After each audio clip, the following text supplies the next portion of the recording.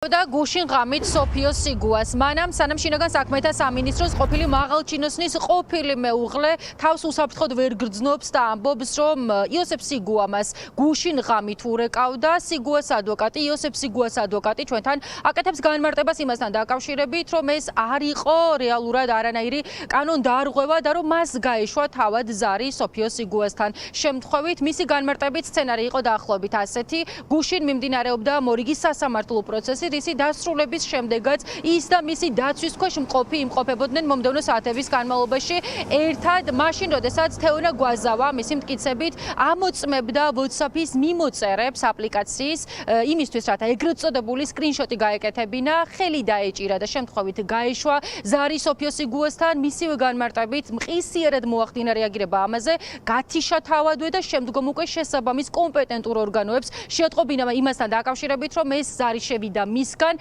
იოსებ სიგუას ტელეფონით და რომ არანაირი სხვა განზრახვა თავად სიგუას ამ პროცესში არ ქონია. რაც შეეხება კითხვას იმასთან დაკავშირებით თუ ჩვენთან ინტერვიუს დროს რატომ გამოსცემდა რამდენიმე წუთის განმავლობაში ხმოვან სიგნალს ეგრეთ წოდებული პეიჯერი თეონა გვაზავა გვეუბნება რომ სახლის ადგილმდებარეობიდან გამომდინარე სოფიო სიგუას სახლის ადგილმდებარეობიდან გამომდინარე არის ხოლმე პერიოდები როდესაც გზის გავლის დროს ორივე სანაპიროს ესაზღვრება სახლი მისი განმარტებით არის ხოლმე გარკვეული სიგნალი რასთან დაკავშირებითაც 112 და შესაბამისი ორგანოები არიან გაფრთხილებულები, ამიტომ ის სპეკულაციას უწოდებს საუბარს იმასთან დაკავშირებით, რომ თითქოს სოფიო სიგუა ამ პროცესში თავს უსაფრთხოდ ვერ გრძნობს. ხტომის მიმდინარეობის დროს სოფიო სიგუამ გააჟღერა გარკვეული სახის ინფორმაცია, რომელიც არ შეესაბამება რეალობას. აღნიშნულის დამადასტურებელი მტკიცებულება ინახება იოსებ სიგუას კუთვნილ მობილურ ტელეფონში. პროცესის დასრულების შემდგომ მტკიცებულების მოპოვების მიზნით იოსებ სიგუას თანხმობით ვათვალიერებდი მის კუთვნილ მობილურ ტელეფონს და ვახორციელებდი საქმისათვის მნიშვნელობის მქონე მტკიცებულების მოპოვებას. სკრინშოტის დამზადების პერიოდში შემთხვევით განხორციელდა ჩემს მიერ გამავალი ზარი სოფიო სიგუას მობილურ ტელეფონის ნომერზე, რაც აღმოვაშინე უმალვე და რამოდენიმე წამში გავთიშე. გათიშვისთანავე დავეკონტაქტე მართლაც რიგის ოფიცერს და შევატყობინე რომ სოფიო სიგუასთან დაფიქსირდა ზარი, რომელიც გამოწვეული იყო ჩემი ქმედებით. რაც შეეხება დღეს გავრცელებულ მოსაზრებას, რომ სოფიო სიგუა თავს არ გრძნობს დაცვა და იოსებ სიგუა გადაადგილდება მის სიახლოვეს, აღნიშნული არ შეესაბამება სიმართლეს. ვინაიდან ქალბატონი სოფიო სიგუას საცხოვრებელი სახლი არ არის დაშორებული დიდი მანძილით ქალაქ თბილისში თავარ საკვანძო შიდა გზასთან, როგორც არის სანაპირო ორივე, როგორც მარჯვენა ასევე მარცხენა სანაპირო. კონკრეტული პირი ამ შემთხვევაში იოსებ სიგუა, როდესაც გადაადგილდება ქალაქში მარჯვენა ან მარცხენა სანაპიროზე, საცხოვრებელი სახლის სიახლოვიდან გამომდინარე რამოდენიმე წამის განმავლობაში ფიქსირდება შესაბამის აპარატურაზე შესაბამისი სიგნალი. თეონა გვაზავამ ჩვენთან საუბრისას ისიც განმარტა, რომ შესაბამისი ორგანოების პარალელურად მან განახორციელა ზარი მათ შორის სოფიო სიგუას ადვოკატ თამარ ლუკავასთან.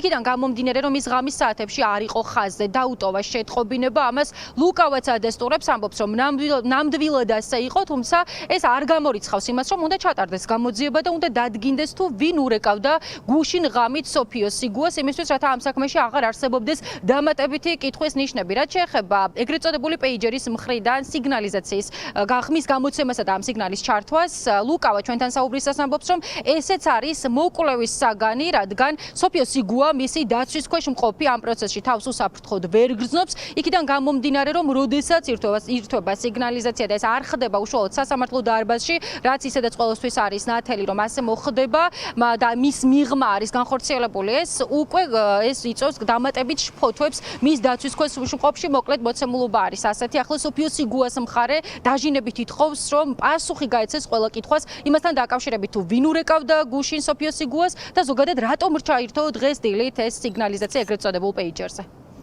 ვინაიდან სოფიო სიგუასთან შევიდა ზარი, მე როგორც მისი დამცველი ადვოკატი, მე მაქვს ფაქტი, რომ დაირღვა სავარაუდოდ შემაკავებელი ორდერი.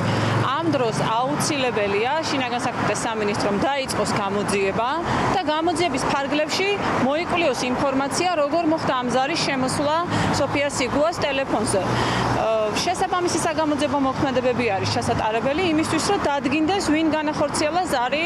პეიჯერი წრიპინებს მაშინ, როდესაც ვართ სასამართლოს ხდომაზე ერთ ოთახში, ერთ სივრცეში და ამ დროს 112-ის შესაბამისი სამსახური გაფრთხილებულია, რომ მოძალადე და მსხვერპლი ერთ სივრცეში არიან და რეაგირება არ მოახდინონ, თუმცა როგორც კი სასამართლო ხდომა სრულდება, ოფიცერი ატყობინებს 112-ის შესაბამის სამსახურს, რომ დასრულდა ხდომა და გააგრძელონ მონიტორინგი. სოფია იმყოფებოდა თავის საცხოვრებელ სახლთან, რადგან პეიჯერში შევიდა შეტყობინება იმის თაობაზე, რომ აგრესორი იმყოფებოდა ახლოს, ჩვენი მოლოდინი არის, რომ შესაბამისი სამსახური ამაზეც მოახდენს რეაგირებას.